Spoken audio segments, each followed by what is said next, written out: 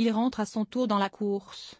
Le sénateur écologiste Yannick Jadot, double candidat à la présidentielle, a annoncé ce lundi 20 janvier dans les colonnes du journal Le Parisien être candidat à la mairie de Paris pour 2026.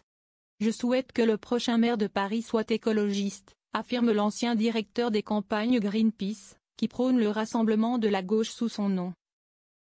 Pour faire face à une droite trumpisée qui semble déjà prête à batailler derrière la candidature de Rachida Dati. Je suis convaincu que nous prenons un gros risque à ne pas bousculer le jeu à gauche. Je peux apporter un plus. D'abord, en rassemblant les écologistes dès aujourd'hui. Avec la perspective très vite d'unir avec nous les socialistes, les communistes et tous ceux de la société civile qui voudront faire gagner l'écologie et la gauche, explique Yannick Jadot.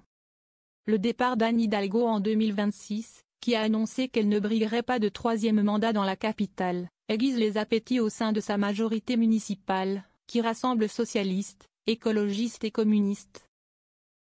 Yannick Jadot est la quatrième personnalité à gauche de l'échiquier politique à faire acte de candidature, après les socialistes Emmanuel Grégoire et Rémi Féraud, et le sénateur communiste Ian Brossat. On sait que ce sera une bataille âpre, il est bon que tout le monde se mobilise pour garder Paris à gauche, salue ce dernier auprès de Public Sénat.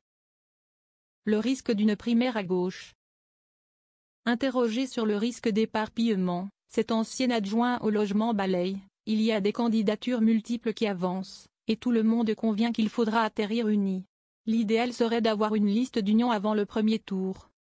Depuis les municipales de 2001, les écologistes ont toujours attendu l'entre-deux tours avant de rallier les socialistes. Mais dans l'hypothèse d'un rassemblement avant le premier tour, comment départager les têtes de liste potentielles? Nous avons trois scénarios possibles, soit un candidat parvient naturellement à s'imposer durant la campagne, soit il y a un accord politique, soit nous organisons une primaire, résume Ian Brossat. Une dernière hypothèse contre laquelle met en garde Yannick Jadot. Je suis inquiet d'un scénario où les forces politiques de gauche seraient engagées dans des primaires internes, parfois à couteau tiré, pour ensuite faire campagne chacune dans son couloir, explique-t-il, toujours auprès du Parisien. Il faut toujours un mode de décision, mais je suis assez d'accord sur le fait qu'une primaire, non seulement fait ressortir les divisions, mais épuise les candidats. On l'a bien vu aux dernières présidentielles, abonde Guillaume Gontard, le président du groupe écologiste au Sénat. Un rassemblement qui s'opère de façon naturelle est toujours préférable. C'est un rassemblement de la gauche le plus large possible qui nous donnera le plus de force face à la droite.